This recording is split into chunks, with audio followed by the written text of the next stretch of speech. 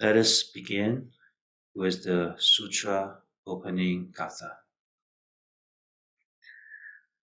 Namo Fundamental Teacher Shakyamuni Buddha. Namo Fundamental Teacher Shakyamuni Buddha. Namo Fundamental Teacher Shakyamuni Buddha. The Dharma, infinitely profound and subtle, is rarely encountered even in a million kalpas. Now we are able to hear, study, and follow it.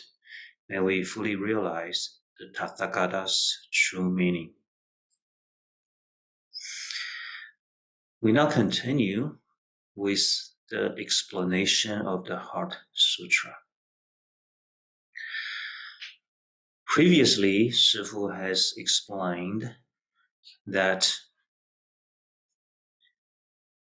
the Bodhisattva Avalokiteshvara, while deeply immersed in Prajna Paramita, clearly perceived the empty nature of the five skandhas and transcended all suffering. This very first line of the Heart Sutra is the core of the Heart Sutra. So we are continuing to explain this first line. Bodhisattva Avalokiteshvara is the Bodhisattva, the great enlightened being who is doing the teaching.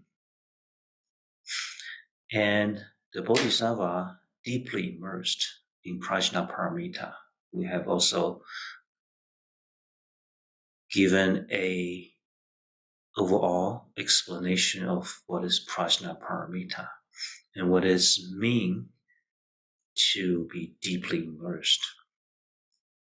So in the practice of Prajna Paramita, the Bodhisattva realized the empty nature of the five skandhas. So today, let us look at the five skandhas. Why do we want to look at the five skandhas? Because the five skandhas is the Buddhist way of looking at ourselves. So to have this great prajna wisdom, we need to first understand ourselves. And how do we understand ourselves? Well, via the system of the five skandhas. So let us look at the five skandhas. First of all, skandhas. Skandha is a Sanskrit word. It means aggregate or a heap or collection of something. So the five skandhas, which are form, feeling, conception, volition, and consciousness. These five skandhas are basically the Buddhist way of looking at our body and mind. So just think of the five skandhas as a way to look at our body and mind. The first of the five skandhas, form, or in Sanskrit, rupa. Now I have given the five Sanskrit words for the five skandhas. You don't have to memorize them. If you want to, that would be great. So form or rupa, it means form, or it can mean matter. Matter has form. Okay, so the first one, form, refers to our physical body. Now, why is that a aggregate, a heap? Well, look at our body. Is it really one entity? Is it one single thing? Or is it an aggregate of many parts? Let us take a moment to reflect on the nature of our body. So this morning, let's say you brush your hair, some of the hair fall off. Yeah? So your hair is not one thing, it's many strands of hair. And your hair is part of your body. And you have fingernails. If you clip your fingernails, it falls down to the ground. Now, your body, your form consists of all these many different parts, right? So one moment of reflection already help us understand our body better. Namely, our body is an aggregate. It is a collection of parts. And the second of the five skandha is feeling or vedana. Now, feeling can mean sensation or feelings. All right, so it's been translated as sensations or feelings. We use the translation feeling. We'll explain why. And the third skandha is conception or samjna. It has been translated as perception. It has the meaning of perception, ideation, conception. Namely, some mental image is formed. We use the translation conception. And the fourth is sankhara or volition or mental formation. And the fifth is consciousness or vijnana. Now, let us look at each one of this briefly. So, form refers to the body.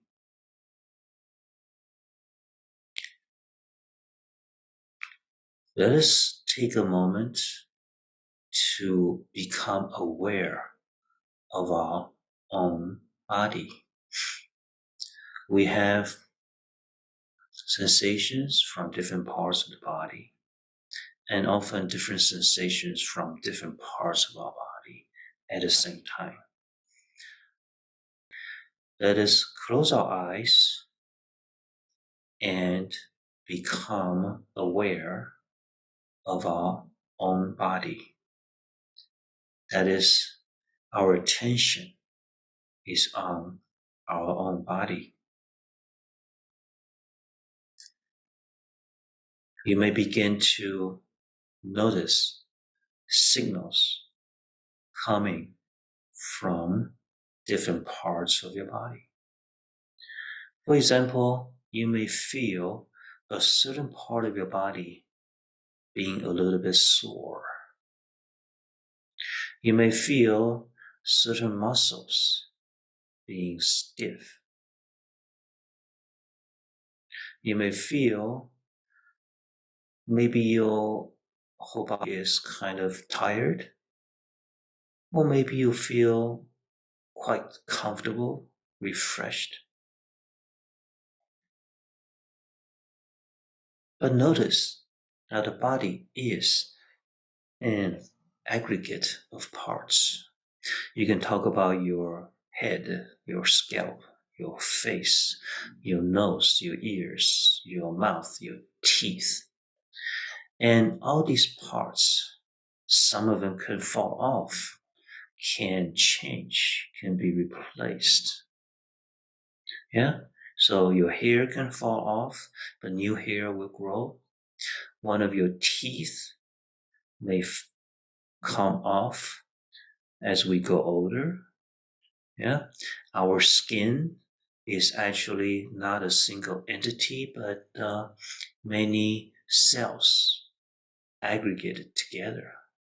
So, in fact, every time you take a shower, certain dead cells, dead skin cells, fall off. And we can talk about our chest, our abdomen, our hips, our legs, our thighs. We can talk about our fingernails and toenails and fingers and toes and ankle and feet and so on and so on. And internally, we also know that we have different organs and different parts like blood, different systems inside blood, the hormones, the blood vessels, all kinds of different things working together. The different parts working together to make your body function. You really cannot say which part is your body or is the center of your body.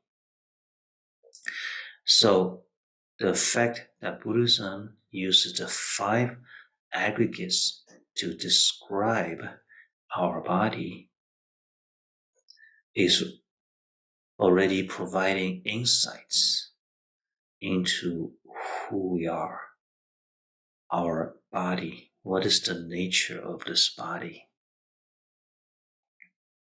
You cannot say that it is one single entity, but you also cannot say that it is many different things because they are connected to each other. So use this understanding to look at our body again. The form aggregate, the Rupa Skandha. We will examine our body in more details in future Dharma talks of the Heart Sutra. Now, let us look at the second skandha, feeling. Now, what happens when our body or the body parts come into contact with the outside world? We get sensations. For example, let's say we have an apple in front of us. So your eyes see the apple, your nose may smell the apple, or maybe you take a bite into the apple, in which case your tongue will taste the apple. Your hand touches the apple. So the body, the eye, nose, tongue, body are interacting with this physical object, this apple. And then sensations, various sensations are sent to your mind. You begin to perceive, and then you generate feelings. So the most apparent part of our mind that we experience, the function of our mind. Now, our mind has many different functions, some more subtle, some more complex, but the most direct function of our mind when our physical body is interacting with the world is that we receive sensations, and then from those sensations we generate feelings. So you take a bite into the apple and then you say, that tastes good. That means the feeling you get from tasting the apple is pleasant. You like it. Or maybe the apple happens to be a rotten apple. You take a bite into it and you notice something wrong. This doesn't taste right. And you spit it out. So that feeling was unpleasant. So when we talk about the mind, when we try to understand the mind, the 5 skandhas help us, give us a systematic way to examine, to understand how the mind works. We begin with the body. The body generates sensations. From sensations, we have feelings. So the second skandha, the first of the four skandhas that are functions of the mind, is feeling. So whenever our body interacts with the world, we have feelings all the time. The feelings come immediately, directly, very quickly. But if we examine this, the arising of feelings, we notice a little more detail. In the example of tasting the apple, your tongue first experiences the maybe it's juicy, maybe it's sweet, and it has that apple fragrance. So all of that is sent to your mind, and then a pleasant feeling arises from eating the apple, right? So that's feeling.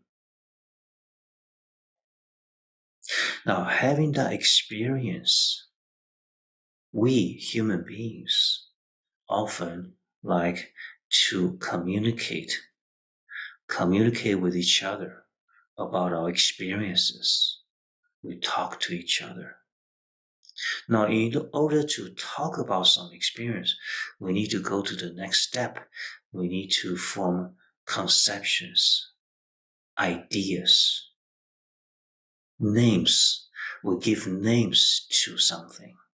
So to talk about the experience of eating an apple, we form the concept of an apple. Now, in English, it is called an apple. That is a concept. Now, notice the difference between the actual apple itself and the name we give to the apple. So we look at an apple and we look at different apples. And even though some of them are green and some of them are red and some of them are yellowish, they taste similar. So we say, okay, let's call all of these things apple. So that is a concept. Apple doesn't refers to any particular thing, but it refers to a whole category of similar fruits. We call apple. Now in Chinese, we don't use the word apple, we use the word 苹果. But the idea is the same. We have formed a concept in our mind from that experience, from that physical experience, and that sensation and that feeling that's generated. We come to the next step in our mental function, which is form concepts. Apple is a concept. Eating apple is good. I like eating apple.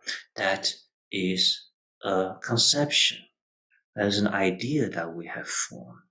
So that's the next step in our mental functions. The next step in trying to understand how our mind works or what our mind does. So we have feelings and we have ideas, we have conceptions in order to categorize, to remember, to communicate, to do something about that experience. So the next step is conception. So with that conception, now conception is also an aggregate, right? And feeling is also aggregate because we have many different kinds of feelings. From different experiences, we generate different feelings. So the mind can feel in many different ways. So all the different feelings are part of the functions of our mind. So feeling is a skandha, is an aggregate of feelings. Now conceptions are also aggregates. we have many, many, many different ideas or names or impressions, mental impressions about all the many myriad experience that we have in life. So we have given names to many, many, many things. We have formed impressions, mental impressions, or conceptions, perceptions of many different experiences, right? So the conception aggregate is the third of the 5 skandhas. Now the fourth is volition, or mental formation, or we can say mind stream. Now, so what is this fourth skandha?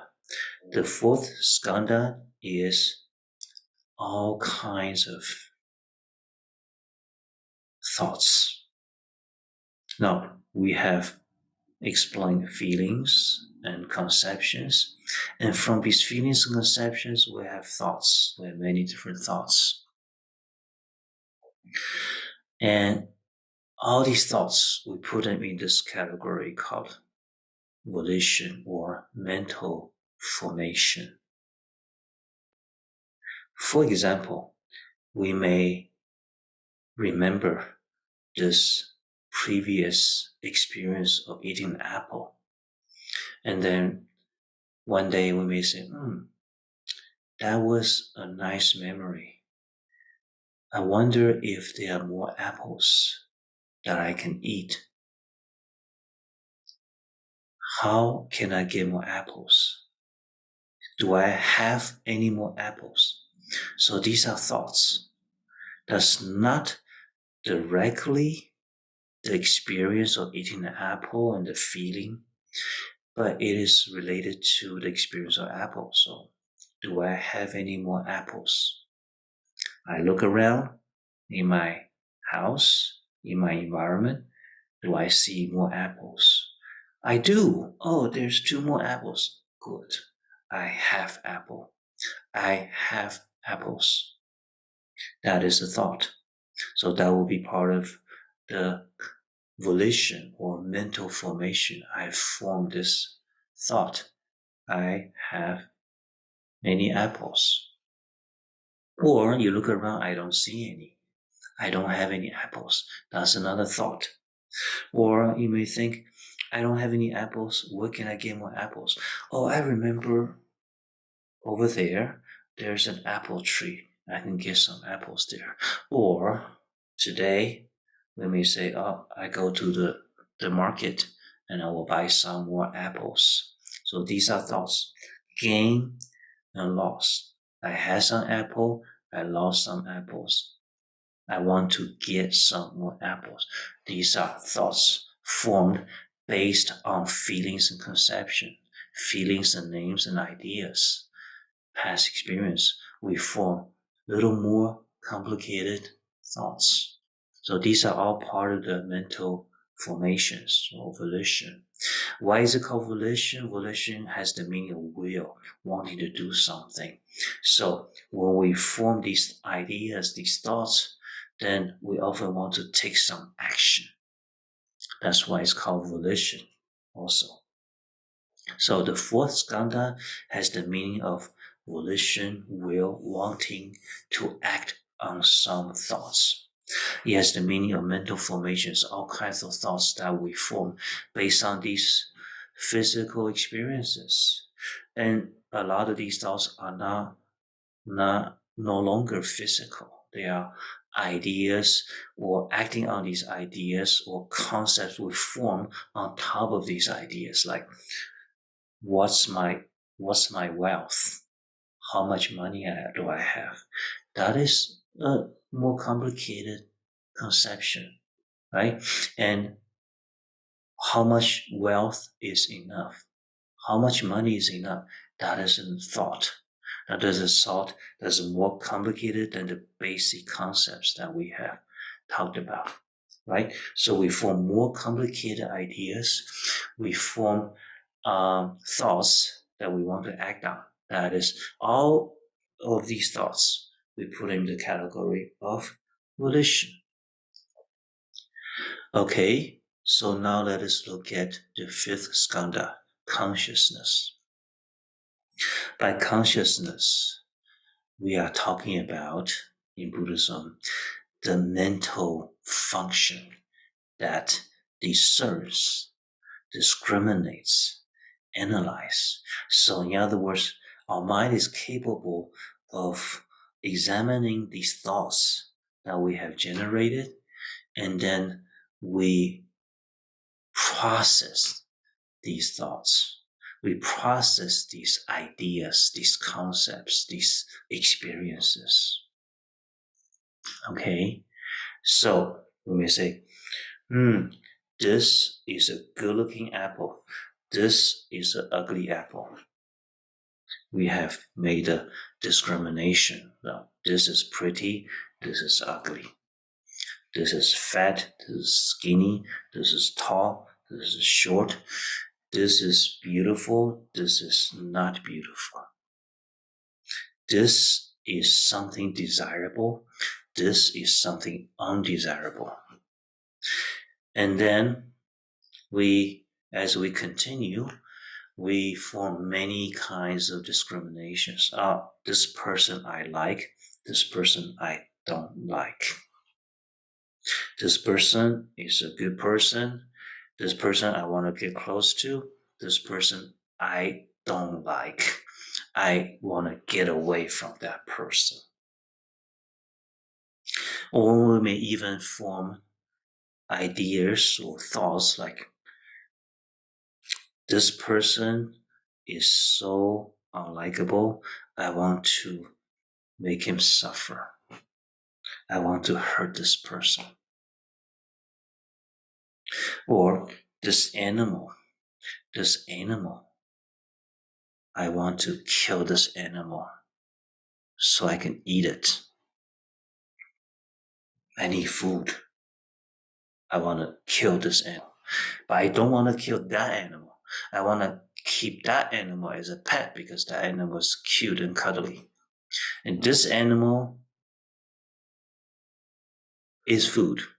So that is an idea that we form through our conscious processing of our experiences and conception, feelings, and all kinds of thoughts. So that's the consciousness, the fifth skandha.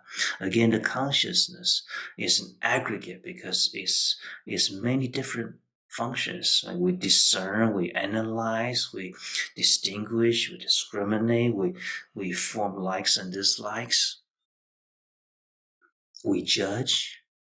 Okay? And all of these drive us to do things. And to do things means we create karma. And when we create karma that hurt people or help people, hurt sentient beings or help sentient beings, then we create good or a bad karma. And once we create this karma, the karma has a way of coming back to us. That's the law of causality. And so we may create suffering unto others, and suffering may come back to us. We may bring happiness to others, and happiness may come back to us in the future as well. Now, let us ask ourselves, are these likes and dislikes true, real, fixed? When I like something or someone, is that real? Meaning that, is that always the case? Is that the only way that you should feel about it? Or not necessarily? Is it possible that you have chosen to look at this person or this experience from a particular angle And because of that, you have decided that you like it, you hate it, you love it, you want it. Now, if you were to look at this experience or this person from a different angle, would you have a different opinion? Would you form a different judgment about that person or that experience? And let's look at our own life. Things, experiences that made us suffer. Is that always a bad thing?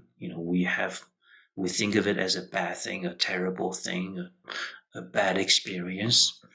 But is a bad experience necessarily always thoroughly bad? Or has any unpleasant experience actually, in the end, helped you, make you happy, make you wiser? Has that ever happened? Probably, right? So when we look at ourselves and try to understand ourselves, when we look at ourselves not as one single entity, one fixed, unchanged person with a fixed idea of things, let us look at ourselves as an aggregate of body parts that change impermanent, body parts that interact with the outside world. And our mind, the feelings, where do they come from? When I feel I hate this person, is that feeling real? Do I have to feel that way? Or is it possible to have a different feeling about that person? If we understand that we are aggregates of body parts and feelings and ideas and judgments, isn't it true also that other people are also aggregates of feelings and judgment and ideas? And because they are aggregates, they change. And because they are aggregates, it is possible that in the same situation, facing the same person, you have different feelings later on. You have different judgment later on. If you understand yourself and others and the whole situation better. It is possible because they are aggregates. They are formed because of certain situations, certain set of conditions that you noticed, but there are other conditions that you did not notice. So when we look at ourselves not as I, a single fixed real entity, when we look at ourselves as aggregates, we begin to open up more insights into who we are. Remember, previously we talked about the impermanence, the interdependence, and the incomplete control of who we are. If we look at ourselves as the five aggregates, the aggregate of feelings and ideas and judgment, then we begin to understand better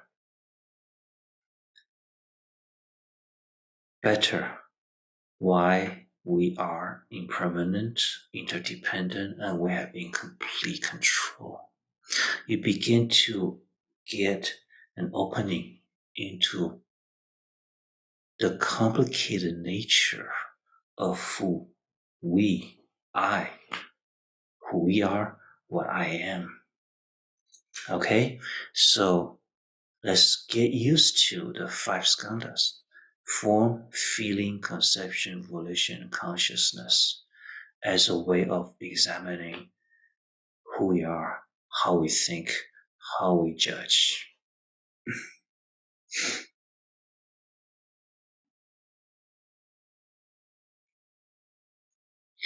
Okay, in this talk, we explained briefly what the 5 skandhas are. So let's close our eyes and mentally review what we have learned. Bodhisattva Avalokiteshvara, while deeply immersed in Prajnaparamita, clearly perceived the empty nature of the 5 skandhas. Today we introduce the 5 skandhas as a system to begin to understand ourselves. Now we can roughly think of ourselves as body and mind. And so the 5 skandhas, form refers to the body. And the other 4, feeling, conception, volition, and consciousness, refers to our mind. If we just think about the mind, it's so complicated we don't even know where to start to look into our mind. By using the system of feeling, conception, volition, and consciousness, we have a handle, we have an entrance, we have a way, a system to begin to look at our mind. And the mind, of course, is inseparable from the body, is so connected with the body, so that most of our basic mental experiences come from physical interactions, how our body interact with the world. So we use the example of biting into an apple, eating an apple. So that generates feelings and generates conception, and then we form likes and dislikes. That's consciousness. And we form all kinds of thoughts. Oh, I want to get some more apple. I want to go buy some more apple. Which apple should I pick? Should I pick the green apple or the red apple? Or which supermarket should I go to buy my apples? And what do I do with an apple? So I can make apple juice. I can make apple cider. I can bake an apple pie. Now, if I were to bake an apple pie, what else do I need? So all kinds of thoughts. Feeling, conception, volition, consciousness comes into play. Now, it is good to exercise using this 5 skandhas to look into how your mind functions. Now, Shifu gave the example of eating an apple. Let us use another example and do this exercise yourself.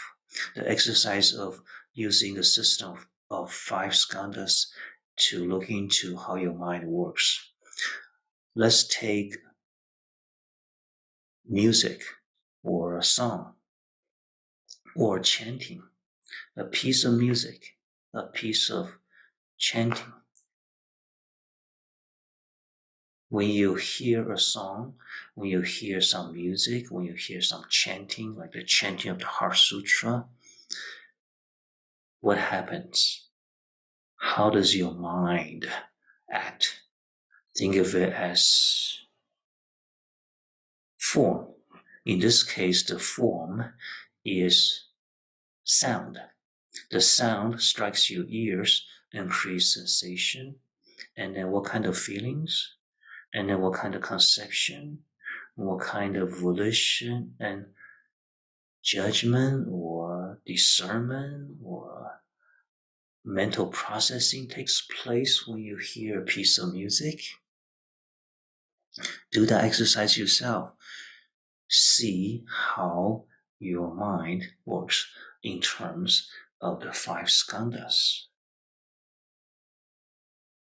And let us think about a piece of music that you like and a piece of music that you don't like. Why? Why is it that you like some music and you dislike some music? And why is it that the music you don't like, maybe your child likes it, maybe your husband or wife likes it, maybe your friend likes it, and you don't like it? Why is there such a difference?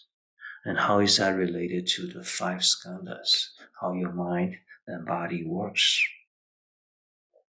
So we give today an introduction to the 5 skandhas that's gonna open the doors to further understanding of who we are and how we can be free and happy eventually.